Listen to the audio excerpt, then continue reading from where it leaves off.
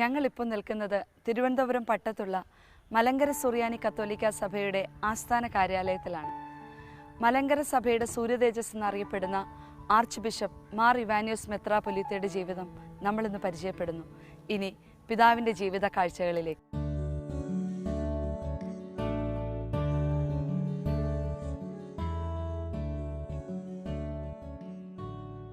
ദൈവദാസൻ മാർ ഇവാനിയോസ്.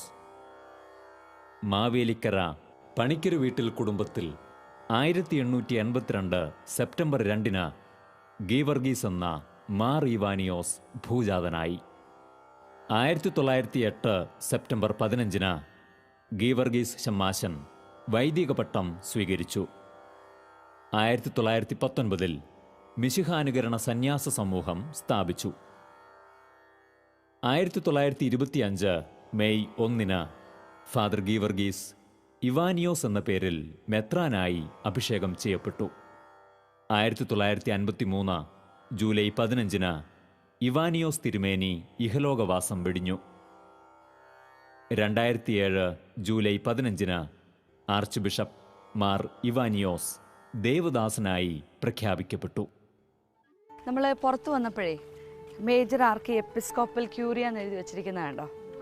വല്ലതും മനസ്സിലായോ? അതായത് സഭയുടെ ആസ്ഥാന കാര്യാലയമാണിത്. സഭയുടെ പ്രവർത്തനങ്ങളൊക്കെ നിയന്ത്രിക്കപ്പെടുന്നത് ഇവിടെ നിന്ന്. അപ്പോൾ നമ്മുടെ ഇവാനിയോസ് തിരുമേനി ഏറെ വർഷം ചെലവിട്ട കോമ്പൗണ്ടായത്. പഴയ ബിൽഡിങ്ങൊക്കെ ആയിരുന്നു, ആ ഭാഗത്തായിരുന്നു പിതാവിൻ്റെ മുറി. പിതാവ് ഇവിടെ ഇപ്പോൾ ഇത് റിനോവേഷനൊക്കെ കഴിഞ്ഞ് പുതിയ രീതിയിലാക്കിയിട്ടുണ്ട്. ഇനി നമുക്ക് ഇവിടെ കുറച്ച് സമയം ഇരുന്നാലോ? വാ. ഇപ്പോൾ ഇവിടെ ഈ ലോണിൽ ഇങ്ങനെ ഇരിക്കുമ്പോഴേ നിങ്ങൾക്ക് എന്താ എവിടെ ഇരിക്കുന്ന ഒരു ഫീലാണ് ഉള്ളത്? പാർക്കിലിരിക്കുന്ന ഒരു ഫീൽ അല്ലേ? അപ്പോൾ ഒരു കഥ കേൾക്കാനുള്ളൊരു മൂഡൊക്കെ ഉണ്ട് അല്ലേ? അപ്പോൾ നമുക്ക് ബാല്യം പറഞ്ഞു തുടങ്ങാം അല്ലേ? എല്ലാ പ്രാവശ്യവും നിങ്ങൾ എന്നോട് ആവശ്യപ്പെട്ടിട്ട് ആ ബാല്യത്തെക്കുറിച്ച് പറഞ്ഞു. അപ്പോൾ ഇന്ന് ഞാനങ്ങ് തുടങ്ങുക. മാവേലിക്കരയിലാണ് ഇവാനിയോസ് തിരുമേനി ജനിച്ചത്. അപ്പച്ചൻ്റെ പേര് തോമസ് പണിക്കർ, അമ്മ അന്നമ്മ. 5 മക്കളിൽ മൂത്ത പുത്രനായിരുന്നു. ചെറുപ്പത്തിലേ കണ്ട ഒരു സ്പെഷ്യാലിറ്റി ഭയങ്കര ബോൾഡാണ്, ഭയങ്കര ധൈര്യശാലിയായിരുന്നു. ഒരു സംഭവം പറയുന്നത് ഇങ്ങനെയാണ്. ഈ ഗീവർഗീസിന് 8 വയസ്സുള്ളപ്പം അന്നത്തെ മെത്രാനായിരുന്ന പുലിക്കോട്ടിൽ പിതാവ് അവിടെ വന്നു. അവിടെ വന്ന സമയത്ത് ഒരു സന്ധ്യാസമയത്താണ് വന്ന ആളുകളെയൊക്കെ കണ്ടു. ഈ സമയത്ത് പിതാവിന് ഒരാളെ കാണണം, ഒരു ശമ്മാശനെ കാണണം. ശമ്മാശൻ്റെ വീട് അവിടെ നിന്നൊരു 3 കിലോമീറ്റർ അപ്പുറത്താണ്. അപ്പം നല്ല ഇരുട്ടായി തുടങ്ങി, സന്ധ്യയായി, കാറ്റും മഴയൊക്കെ ഉണ്ട്. അപ്പോൾ പോയി വിളിക്കാൻ, അപ്പോൾ എനിക്കൊന്ന് കാണാൻ, ആര് പോയി വിളിക്കുമെന്ന് പറഞ്ഞപ്പം മുതിർന്ന ആളുകളെല്ലാവരും ഇങ്ങനെ ഒന്ന് പരിങ്ങി നിന്നു. അപ്പോൾ ഈ സമയത്ത് നമ്മുടെ ഗീവർഗീസ് വളരെ കൂളായിട്ട് വന്നിട്ട് പറഞ്ഞു, പിതാവെ ഞാൻ പോവാമെന്ന് പറഞ്ഞു. പിതാവ് ഒന്ന് നോക്കി, എടാ ഈ 8 വയസ്സുള്ള ഒരു കൊച്ചിങ്ങനെ പറയുന്നു. അപ്പോഴത്തേക്ക് അങ്ങോട്ട് കൂടെ നിന്നവർക്കറിയാം, ഓ എന്തായാലും വറീച്ചനല്ലേ, വറീച്ചൻ എന്തായാലും പോവും, കാരണം അവിടെ എല്ലാവർക്കും അറിയാം അത്രയും ധൈര്യമുള്ള കുട്ടിയാണ്. ചൂട്ടൊക്കെ കത്തിച്ച് പോയി ശമ്മാശനെയും കൂട്ടി വന്നു. പിതാവിന് ഭയങ്കരമായിട്ട് അങ്ങ് ഇഷ്ടപ്പെട്ടു. അത് കഴിഞ്ഞ് നീ വലുതാകുമ്പോൾ അങ്ങ് വന്നേക്ക് സെമിനാരി ചേരാനെന്ന് പറഞ്ഞു. എന്നിട്ട് അന്ന് ശരിക്കും ഗീവർഗീസിൻ്റെ അപ്പച്ചനെ അമ്മയും കണ്ടിട്ട് പറഞ്ഞു അവനെ സെമിനാരി ചേർത്തേക്കണം. ഞാൻ ചോദിക്കട്ടെ, നിങ്ങൾക്കൊക്കെ പ്രാർത്ഥിക്കാനായിട്ട് പ്രേരിപ്പിക്കുന്ന, പ്രാർത്ഥിക്കണം എന്നൊക്കെ പറയുന്ന ആരാ? അപ്പയാണോ അമ്മയാണോ? അമ്മ അല്ലേ? ഇവിടെയും അമ്മയായിരുന്നു. അമ്മ ഒരു പ്രാർത്ഥനയുടെ വ്യക്തിയായിരുന്നു. അമ്മ എപ്പോഴും പറയും, കുഞ്ഞെ പ്രാർത്ഥിച്ചാൽ നടക്കാത്തതായിട്ടൊന്നുമില്ല, നമ്മളെന്ത് ദൈവത്തോട് പറഞ്ഞാലും അത് നടക്കും. അപ്പോൾ ഇത് വളരെ കുഞ്ഞിലേ തൊട്ട് കേട്ട് ഹൃദയത്തിലും മനസ്സിലും പതിഞ്ഞു കിടക്കുന്ന ഒരു കാര്യമാണ് പ്രാർത്ഥനയെക്കുറിച്ച്.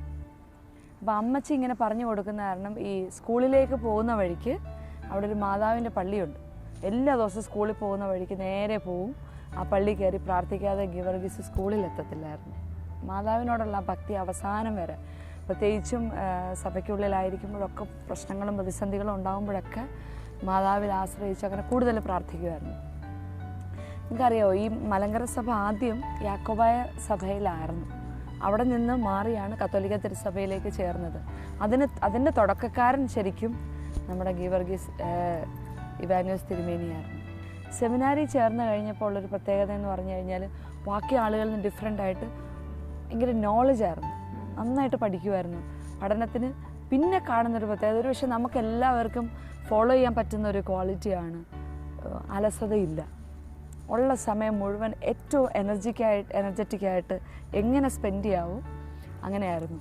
നമ്മൾ ഇവരുടെയൊക്കെ ലൈഫ് ഇങ്ങനെ കേട്ട് നമ്മൾ പോകുമ്പോൾ നമ്മൾ ഇപ്പോൾ സാധാരണ ജീവിക്കുന്ന പോലെ അല്ല, നമ്മുടെ ലൈഫിൽ മാറ്റങ്ങൾ വരണം അല്ലേ.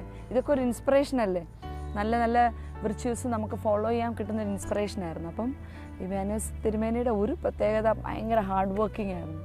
പക്ഷേ ഇങ്ങനെ വിശ്രമം പോലും ഇല്ലാതെ അധ്വാനിച്ചിട്ടുണ്ട്. എങ്ങനെ ടൈം കൃത്യമായിട്ട് മാനേജ് ചെയ്യാം എന്നുള്ളൊരു ഒരു കണക്കുണ്ടായിരുന്നു. അപ്പം പ്രാർത്ഥനയ്ക്ക് ഒരു സമയം, വായന ഒരുപാട് വായിക്കുമായിരുന്നു. അതുപോലെ ഇങ്ങനെ ഒരു റിസർച്ച് മൈൻഡഡ് ആയിരുന്നു. കുദാശകളെക്കുറിച്ചൊക്കെ പഠിച്ച് കുദാശയോട് അതുപോലെ ഒരു അർപ്പണം അതിനകത്തുണ്ടായിരുന്നു. അതിനെക്കുറിച്ചൊക്കെ പുസ്തകങ്ങൾ എഴുതുകയും മറ്റുള്ളവർ അതുപോലെ തന്നെ അസലായിട്ട് പ്രസംഗിക്കുമായിരുന്നു. അത് തന്നെയല്ല, ഇംഗ്ലീഷ് ഭാഷയിൽ ഇത്ര മനോഹരമായിട്ട് പ്രസംഗിക്കുന്നവരാരും തന്നെ അന്ന് ഉണ്ടായിരുന്നില്ലെന്നാണ് പറയുന്നത്. വൈദികനായി കഴിഞ്ഞിട്ട് മെത്രാൻ്റെ കൂടെ കൽക്കട്ടയിൽ ഒരു കോൺഫറൻസിന് പങ്കെടുക്കാൻ പോയായിരുന്നു. ഓർത്തഡോക്സ് സഭക്കാർ വിളിച്ചൊരു കോൺഫറൻസ് ആയിരുന്നു. അപ്പം പിതാവ് വിളിച്ചു. കാരണം പിതാവ് എവിടെയെങ്കിലുമൊക്കെ പോകുമ്പോഴത്തേക്ക് എവിടെയെങ്കിലുമൊക്കെ ഇങ്ങനെ പേപ്പർ പ്രസൻറ്റേഷനൊക്കെ ഉണ്ടെങ്കിൽ നമ്മുടെ അച്ഛനെയായിരുന്നു കൊണ്ടുപോയിക്കൊണ്ടിരുന്നത്. കാരണം ഏറ്റവും ഭംഗിയായിട്ടത് ചെയ്യുമായിരുന്നു. ആ ഒരു അച്ഛനിലുള്ള ആ ഒരു ആത്മവിശ്വാസമാണ് കൽക്കട്ടയ്ക്ക് കൊണ്ടുപോയി അങ്ങനെ കോൺഫറൻസിൽ. അവിടെ ചെന്ന് കഴിഞ്ഞപ്പോഴത്തേക്ക് ഇങ്ങനെ ഓരോ സ്ഥലത്തു നിന്ന് വരുന്നവരുടെ പ്രസൻറ്റേഷൻ്റെ സമയമുണ്ട്. ആ പ്രസംഗം കഴിഞ്ഞ് ഉണ്ടായ ഒരു അത്ഭുതം ഇതായിരുന്നു. അന്നത്തെ കൽക്കട്ട യൂണിവേഴ്സിറ്റിയുടെ പ്രിൻസിപ്പളായിരുന്ന ഡോക്ടർ ഹവൽസ്, അദ്ദേഹം ഒരു ഫോറിനറായിരുന്നു. അദ്ദേഹം പറഞ്ഞു, താങ്കൾ ഇവിടെ പ്രൊഫസറായിട്ട് ജോയിൻ ചെയ്യണം, ഞങ്ങൾ നല്ല സാലറി തരാം എന്നൊക്കെ പറഞ്ഞു. പക്ഷേ ഗീവർഗീസ് അച്ഛൻ്റെ മനസ്സിൽ എപ്പോഴും സഭ, ഈ നാട്ടിലുള്ള കുറേ സാധാരണ ജനങ്ങൾ, അവരുടെ പുനരുദ്ധാരണം, വളർന്നു വരുന്ന കുഞ്ഞുങ്ങളുടെ എഡ്യൂക്കേഷൻ, ഇങ്ങനത്തെ കുറേ സ്വപ്നങ്ങൾ പിതാവിൻ്റെ മനസ്സിനകത്തുണ്ടായിരുന്നു. പക്ഷേ എങ്കിലും അന്ന് അച്ഛൻ്റെ മനസ്സിലുണ്ടായിരുന്നു പിതാവ് ഇതിനോട് എങ്ങനെ പ്രതികരിക്കും, എന്ത് പറയും. സെയിം ടൈം അതിനെക്കുറിച്ചൊരു ആഗ്രഹവും ഉണ്ടായിരുന്നു. പക്ഷെ അതൊരിക്കലും ഒരു പ്രൊഫഷണലി ഷൈൻ ചെയ്യാനുള്ളൊരു ആഗ്രഹമൊന്നുമല്ല. ഇതിനകത്തേക്ക് ഞാൻ പോകുമ്പോൾ അത് ഏതെല്ലാം വിധത്തിൽ സഭയ്ക്കത് മുതൽക്കൂട്ടാകുന്നു ആ വിധത്തിൽ എനിക്കത് പ്രയോജനപ്പെടുത്തണം. അപ്പോഴും ഉള്ളിൽ ആഗ്രഹം അതായിരുന്നു. അങ്ങനെ ഡോക്ടർ ഹവൽസ് ഒരുപാട് കമ്പൽ ചെയ്തു. അത് കഴിഞ്ഞ് തിരിച്ച് നാട്ടിലെത്തിക്കഴിഞ്ഞ് മെത്രാൻ അവിടെ നിന്ന് ഇങ്ങനെ നിരന്തരം കത്ത് വന്നുകൊണ്ടിരുന്നു, ഗീവർഗീസ് അച്ഛനെ ഇങ്ങോട്ട് അയക്കണം എന്നൊക്കെ പറഞ്ഞു. അവസാനം പിതാവ് തീരുമാനിച്ച് ഗീവർഗീസ് അച്ഛൻ കൽക്കട്ടയ്ക്ക് പോവുക. അങ്ങനെ അനുസരണത്തെ പ്രതി അദ്ദേഹം അതെടുത്തു. അവിടെ ചെന്നൊരു ബെസ്റ്റ് പ്രൊഫസറായിരുന്നു. അച്ഛൻ്റെ ക്ലാസ്സിലിരിക്കാൻ കുട്ടികൾക്കൊക്കെ ഭയങ്കര ഇൻട്രസ്റ്റ് ആയിരുന്നു. അപ്പോൾ ഈ സമയത്ത് അച്ഛൻ പറഞ്ഞല്ലോ വളരെ ദീർഘവീക്ഷണമുള്ള ഒരാളായിരുന്നു. പിന്നീട് വരുന്ന ഒരു 10-20 വർഷത്തേക്കുള്ള കാര്യങ്ങളെല്ലാം മനസ്സിലിങ്ങനെ ഇടും. എഡ്യൂക്കേഷൻ എന്ന് പറയുന്നത് അച്ഛൻ്റെ വലിയൊരു മിഷനായിരുന്നു. സോക്രട്ടീസ് പറയുന്നത് എന്താണെന്നറിയോ എഡ്യൂക്കേഷനെ കുറിച്ച്? ഒരു വ്യക്തിയുടെ ജീവിതത്തിലുണ്ടാകുന്ന പ്രതിസന്ധികളെ നേരിടാനുള്ള ഒരു ആർജവത്വം, അതിന് വേണ്ടുന്ന ഒരു കപ്പാസിറ്റിയാണ് അവൻ എഡ്യൂക്കേഷനിലൂടെ നേരിടുന്നത്. പിതാവ് അതിനു വേണ്ടിയിട്ട് ബാക്കിയുള്ളവരെ ഏതെല്ലാം വിധത്തിൽ അവരെ വളർത്താവോ അതിനുവേണ്ട എല്ലാ കാര്യങ്ങളും ചെയ്തിരുന്നു. നമുക്കറിയാം, ഇവിടെ സെൻറ്റ് മേരീസ് സ്കൂളുണ്ട്. സ്കൂള് ഏഷ്യയിലെ ഏറ്റവും അധികം കുട്ടികൾ പഠിക്കുന്ന ഒരു സ്കൂളാണ്. പിതാവ് തുടങ്ങി വെച്ച ആ ഒരു വിഷൻ മാറാതെ ഇന്നും സഭ അത് കാത്തു സൂക്ഷിക്കുന്നുണ്ട്. ഇത് കണ്ടു, ഇവിടെ ഒരു 4 സിമ്പിൾസ് വെച്ചിട്ടുണ്ട്. എന്താണെന്ന് മനസ്സിലായോ? സുവിശേഷങ്ങളുടെ സിമ്പിള്. ഇത് ഏത് സിമ്പിൾ? ഇത് ആരാ? ഇത് മനുഷ്യൻ. മത്തായിയുടെ സുവിശേഷത്തിന്റെ സിമ്പിളാണ് മനുഷ്യൻ, ഇല്ലേ? രണ്ടാമത്തെ സുവിശേഷം ഏതാ? മർക്കോസിന്റെ സുവിശേഷത്തിന്റെ സിമ്പിൾ ഏതാ? സിംഹം. ഇതേ കണ്ടില്ലേ? അപ്പോ മൂന്നാമത്തെ ഗോസ്പൽ ഏതാ? സുവിശേഷം ഏതാ? ലൂക്കയുടെ സുവിശേഷത്തിന്റെ സിമ്പിൾ ഏതാ? കാള. കാളയുടെ സ്റ്റാച്യു നമുക്കിവിടെ കാണാം. നാലാമത്തെ സുവിശേഷം ഏതാ? യോഹന്നാന്റെ സുവിശേഷത്തിന്റെ സിമ്പിൾ ഏതാ? കഴുകൻ. കണ്ടോ? ഇനി നമ്മൾ വളരെ ഇമ്പോർട്ടൻ്റ് ആയിട്ടുള്ള ഒരാളെ കാണാൻ പോവുക. ആരാന്നറിയാവോ?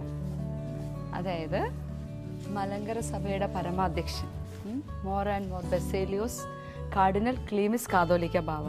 ഒരുപക്ഷെ നമ്മുടെ ഈ പ്രോഗ്രാമിൽ ഇത്രയും വിശിഷ്ടമായ ഒരു വ്യക്തിയായിട്ട് നമുക്ക് ഇൻട്രാക്ട് ചെയ്യാൻ പറ്റുമെന്ന് അറിയത്തില്ല. സോ ഇതൊരു ബ്ലെസ്ഡ് ആയിട്ടുള്ളൊരു അവസരമാണ് കർത്താവ് വളരെ സ്പെഷ്യലായിട്ട് നമുക്ക് തന്നത്.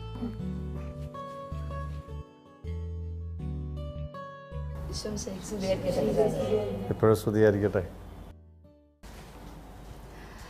പിതാവ്, ഞങ്ങൾ ഇവാനിയോസ് തിരുമേനിയുടെ ജീവിതം പരിചയപ്പെടാൻ വേണ്ടി വന്നതാണ്. പിതാവിന് ഏറ്റവും സ്ട്രൈക്കിംഗ് ആയിട്ട് ഇവരോട് പങ്കുവയ്ക്കാൻ, ഇവാനിയോസ് തിരുമേനിയെ കുറിച്ച് പങ്കുവയ്ക്കാനുള്ള കാര്യം ഒന്ന് പറയാം.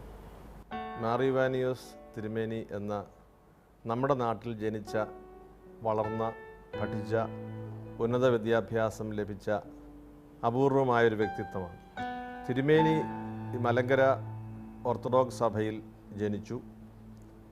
കത്തോലിക്ക സഭയിലെ മലങ്കര സുറിയാനി കത്തോലിക്ക സഭയെന്ന അപ്പസ്തോലിക സഭയുടെ ആദ്യത്തെ അധ്യക്ഷനായി, തിരുവനന്തപുരം അതിരൂപതയുടെ മെത്രാപ്പൊലീത്തയായി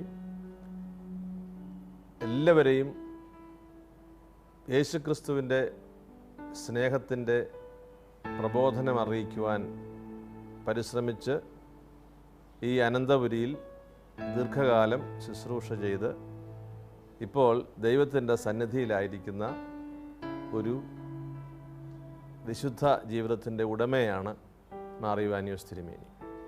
സറാംപൂർ യൂണിവേഴ്സിറ്റി കൽക്കട്ടയിൽ അദ്ദേഹം പ്രൊഫസറായിരുന്നു. അതിനു മുമ്പ് കോട്ടയത്ത് MD സെമിനാരി ഹൈസ്കൂളിലെ പ്രിൻസിപ്പലായിരുന്നു. അദ്ദേഹത്തിന് പരിശുദ്ധാത്മാവ് നൽകിക്കൊണ്ടിരുന്ന വലിയ പ്രചോദനം, അതായത് അപ്പസ്തോലൻ സ്ഥാപിച്ച സഭ നിർജീവമായിരിക്കാൻ പാടില്ല, അതെല്ലായിടത്തും ചലനമുണ്ടാക്കണം. സറാംപൂരിലെ പ്രൊഫസർ സ്ഥാനമൊക്കെ രാജിവെച്ച് റാന്നി പെരുന്നാട്ടിലെ മുണ്ടൻ മലയിൽ വന്ന് തിരുമേനി ഒരു സന്യാസ പ്രസ്ഥാനം തുടങ്ങി. തിരുമേനി തുടങ്ങിയപ്പോൾ മഹാത്മജിയുടെ ആശ്രമത്തിൽ പോയി പഠിച്ചു. ടാഗോറിൻ്റെ ആശ്രമത്തിൽ തിരുമേനി പോയി പഠിച്ചു. ഹൈന്ദവ ആശ്രമങ്ങളിൽ പലയിടത്തും തിരുമേനി പോയി പഠിച്ചു. ക്രിസ്തീയമായ ഒരു സന്യാസാശ്രമം തിരുമേനി സ്വപ്നം കണ്ടു. അതുകൊണ്ട് കാഷായ വസ്ത്രം, തടിക്കുരിശ് ചരടിൽ കോർത്തിണക്കി കഴുത്തിൽ ധരിച്ചു. ചട്ടിയിൽ ഭക്ഷണം കഴിച്ചു. ധർമ്മം ചോദിച്ച് ഉപജീവനം നടത്തി. കൃഷിയിടത്ത് സന്യാസിമാർ കൃഷി ചെയ്തു. നീണ്ട മണിക്കൂറുകൾ പ്രാർത്ഥിച്ചു. ഇങ്ങനെ സന്യാസ ജീവിതത്തിൽ മുന്നോട്ട് പോകുമ്പോൾ തിരുമേനിക്ക് ഒരു കാര്യം കൂടി പരിശുദ്ധാത്മാവ് പറഞ്ഞു കൊടുത്തു. വിരക്തിയുള്ള ജീവിതം, ഡിറ്റാച്ച്മെൻറ്റ് അല്ലേ, അതുമാത്രം പോരാ, മിഷണറി ആകണം. എന്നുവെച്ചാൽ കുറച്ച് കാര്യങ്ങൾ പറയാനുള്ള പ്രേക്ഷിത സ്വഭാവമുള്ള ആളായിട്ട് മാറണം. അപ്പോൾ സന്യാസി ആയതുകൊണ്ട് മാത്രമല്ല, മിഷണറി ആകണം.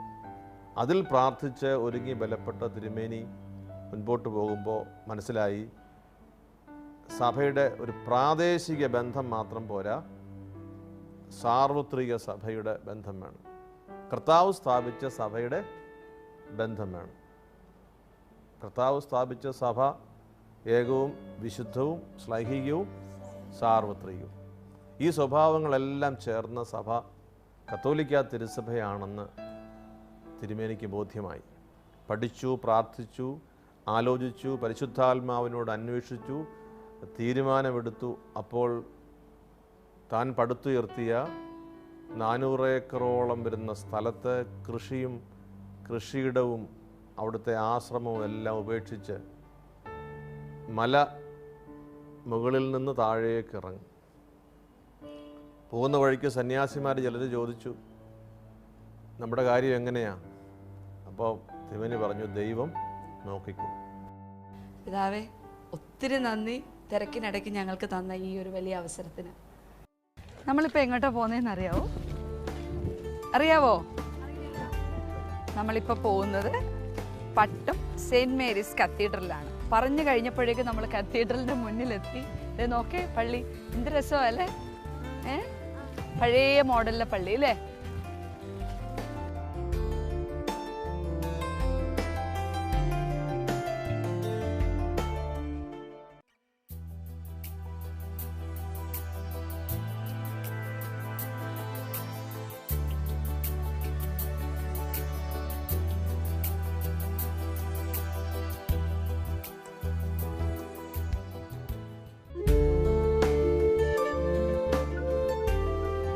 ബെഥനി സിസ്റ്റേഴ്സിൻ്റെ പ്രൊവിൻഷ്യൽ ഹൗസാണ്. അതായത് നമ്മുടെ ഇവാനിയോസ് തിരുമേനി ആദ്യമായിട്ട് സ്ഥാപിച്ച congregation, the sisters of the imitation of Christ. അപ്പം പിതാവ് ഈ പേര് നിശ്ചയിച്ചെങ്കിലും പിതാവിന് ഒരു ദിവസം ഇങ്ങനെ തോന്നി, എല്ലാവർക്കും മനസ്സിലാവുന്ന വളരെ സിമ്പിളായിട്ടുള്ളൊരു പേര് വേണം.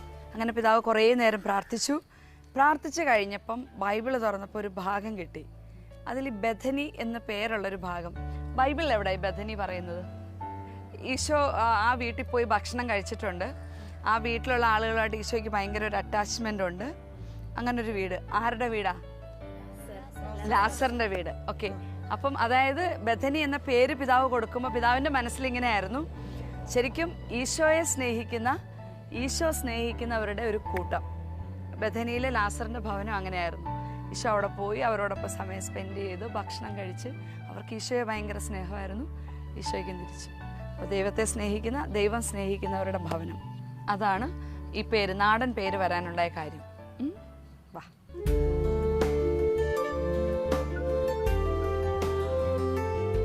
ഇത് മ്യൂസിയം.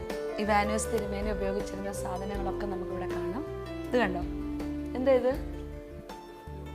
ലോഹ അല്ലേ? പിതാവ് ഉപയോഗിച്ചിരുന്ന തിരുവസ്ത്രമാണിത്. ഇത് ആരുടെ സ്റ്റാച്യുവാ?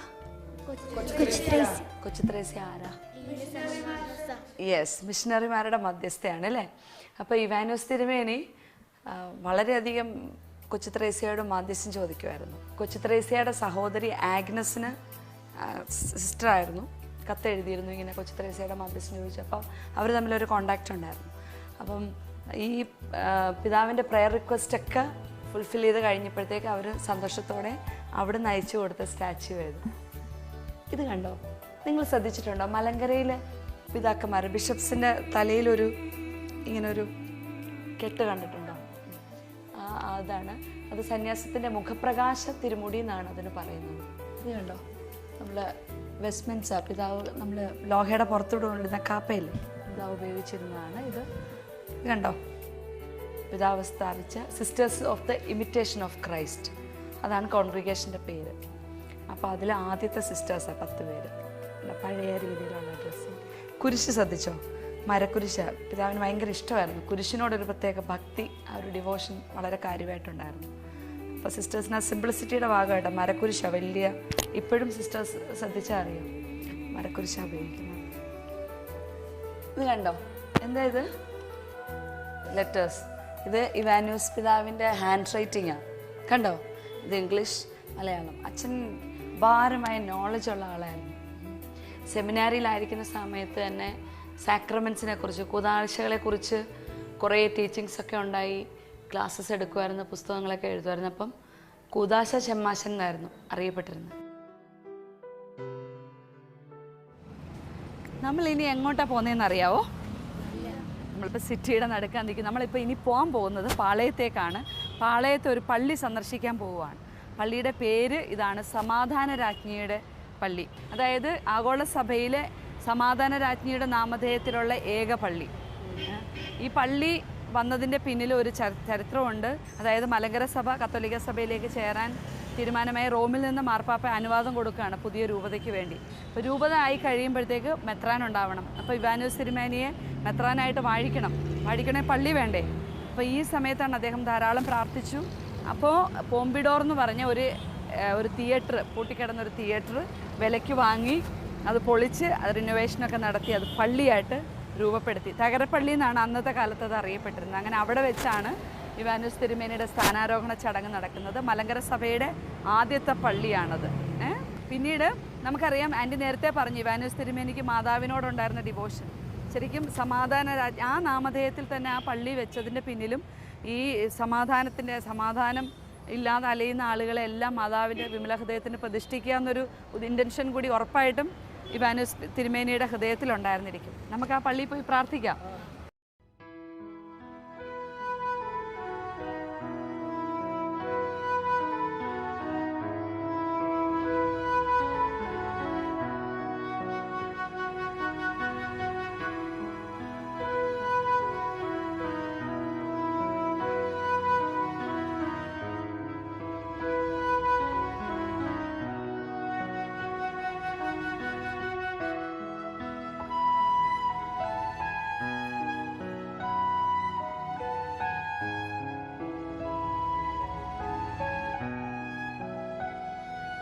നമ്മളിപ്പോൾ ഇവിടെ വന്നിരിക്കുന്നത് ഇവാനിയോസ് തിരുമേനിയുടെ കബറിടം സന്ദർശിക്കാനാണ്. ഇതിൻ്റെ ഉള്ളിലാണ് കബറിടം സ്ഥിതി ചെയ്യുന്നത്. നമുക്ക് അങ്ങോട്ട് പോവാം. നമ്മൾ ഈ കബറിടത്തിൻ്റെ അടുത്തേക്ക് എത്തുന്നതിന് മുമ്പ് കുറച്ച് കാര്യമൊന്ന് പറയാനുള്ള ഇതാണ്. സാധാരണ എല്ലാവരും മരിച്ചു കഴിഞ്ഞല്ലേ കബറിടമൊക്കെ കെട്ടത്തുള്ളൂ. പക്ഷേ ഇത് ഇവാനിയോസ് തിരുമേനിയുടെ കാര്യത്തിൽ അങ്ങനെ അല്ലായിരുന്നു. പിതാവ് മരിക്കുന്നതിന് നാളുകൾക്ക് മുമ്പ് തന്നെ ഈ കബറിടം പണി കഴിപ്പിച്ചു. അത് കഴിഞ്ഞ് എഴുന്നേറ്റ് നടക്കാൻ തീരെ വയ്യാതിരിക്കുന്ന സമയത്ത് പോലും ഇങ്ങനെ ചമ്മാശന്മാരുടെ തോളെ പിടിച്ച് വടിയും കുത്തി ഈ കബറിടത്തിൻ്റെ അടുത്ത് വന്ന് എല്ലാ ദിവസവും പ്രാർത്ഥിക്കുമായിരുന്നു. എന്നിട്ട് എല്ലാവരോടും പറയും, ഞാൻ അന്ത്യവിശ്രമം കൊള്ളേണ്ട സ്ഥലമായത്, ഇവിടെയാണ് നിങ്ങൾ എന്നെ കൊണ്ടുവന്ന് അടക്കേണ്ടതെന്ന്. അപ്പോൾ ശരിക്കും മരണമെന്ന് പറയുന്നത് ഭൂമിയിലുള്ള നമ്മുടെ ജീവിതം അവസാനിച്ച ഒരു റീബേർത്താണ്, സ്വർഗത്തിലേക്കുള്ള ജനനമാണ് നമ്മുടെ മരണം. ഇവാനിയോസ് തിരുമേനിക്ക് ആ ഒരു പ്രത്യാശ, നിത്യതയെക്കുറിച്ചുള്ള പ്രത്യാശ വളരെ ആഴത്തിലുണ്ടായിരുന്നു. അത്രമാത്രം മരണത്തിന് മുമ്പ് അദ്ദേഹം ഒരുങ്ങിയിരുന്നു.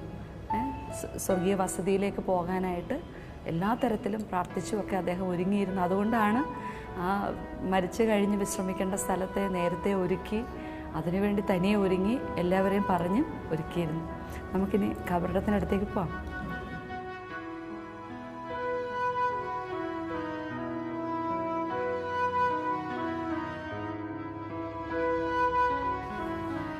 ഇവാനിയോസ് പിതാവിൻ്റെ അന്ത്യനിമിഷങ്ങളെ കുറിച്ച് ഇങ്ങനെ പറയുന്നത്, ഈ മരണസമയം അദ്ദേഹത്തിന് മുൻകൂട്ടി അറിയായിരുന്നു. ആ മരിക്കുന്നതിന് മുമ്പ് അടുത്ത് നിന്നവരോട് പറഞ്ഞു, 2 ക്രൂശിത രൂപം നിങ്ങൾ എൻ്റെ 2 വശത്തും വെക്കണം. കാരണം ഞാൻ എങ്ങോട്ട് തിരിഞ്ഞാലും എനിക്ക് ഈശോയെ കണ്ടുകൊണ്ട് വേണമായിരിക്കാൻ. എൻ്റെ കണ്ണടയുന്നത് വരെ നിങ്ങൾ ജപങ്ങൾ ചൊല്ലിക്കൊണ്ടേയിരിക്കണം, ജപങ്ങൾ മുടക്കരുത് എന്ന് പറഞ്ഞു. അതനുസരിച്ച് ചുറ്റും ബദനി സിസ്റ്റേഴ്സ് ഉണ്ടായിരുന്നു, മറ്റ് പല ആൾക്കാരും ഉണ്ടായിരുന്നു. അവരെല്ലാവരും കൂടി ഇങ്ങനെ പ്രാർത്ഥന ചൊല്ലിക്കൊണ്ടിരുന്നു. വളരെ ശാന്തമായിട്ട് ഈശോയെ അങ്ങയുടെ കരങ്ങളിൽ എൻ്റെ ജീവിതത്തെ ഒരു ബലിയായി ഞാൻ സമർപ്പിക്കുന്നു എന്ന് പറഞ്ഞ്, ഈശോയെ ഞാൻ നിന്നെ സ്നേഹിക്കുന്നു എന്ന് പറഞ്ഞ് വളരെ ശാന്തമായിട്ട് പിതാവ് സ്വർഗസമ്മാനത്തിലേക്ക് യാത്രയായി. പിന്നീട് പിതാവിൻ്റെ മരണത്തിന് മറ്റൊരു പ്രത്യേകത കൂടിയുണ്ട്. മലങ്കര സഭയിലെ ആദ്യത്തെ മെത്രാനായിരുന്നു, ആർച്ച് ബിഷപ്പായിരുന്നു.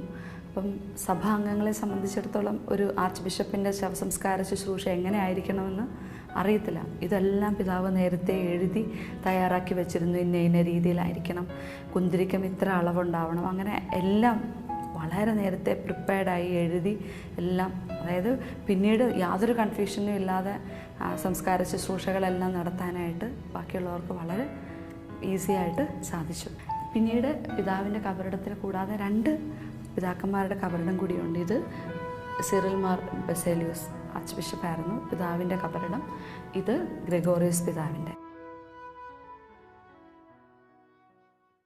ഓ എൻ്റെ സമാധാനത്തിനുള്ള ചെറിയ ഭവനമേ, നിന്നിൽ ഞാൻ സമാധാനത്തോടെ നിദ്ര കൊള്ളട്ടെ, നിത്യാനന്ദത്തോടെ ഉണരുകയും ചെയ്യട്ടെ. ദൈവദാസൻ മാർ ഇവാനിയോസ് തിരുമേനി മരിക്കുന്നതിന് നാളുകൾക്ക് മുമ്പേ കബറിടത്തിൽ പോയി ചൊല്ലിയ ചെറിയ പ്രാർത്ഥനയാണിത്. സുഹൃതങ്ങൾ കൊണ്ട് ത്യാഗപൂർണമായ ജീവിതം നയിച്ച ഇവാനിയോസ് തിരുമേനിയുടെ ജീവിതം നിങ്ങൾക്കേവർക്കും വലിയ പ്രചോദനമായി എന്ന് ഞങ്ങൾ കരുതുന്നു. ഈ യാത്ര ഇവിടെ അവസാനിക്കുന്നു. വീണ്ടും കണ്ടുമുട്ടുന്നത് വരെ എല്ലാ ദൈവാനുഗ്രഹങ്ങളും നേരുന്നു. നന്ദി. ബൈ.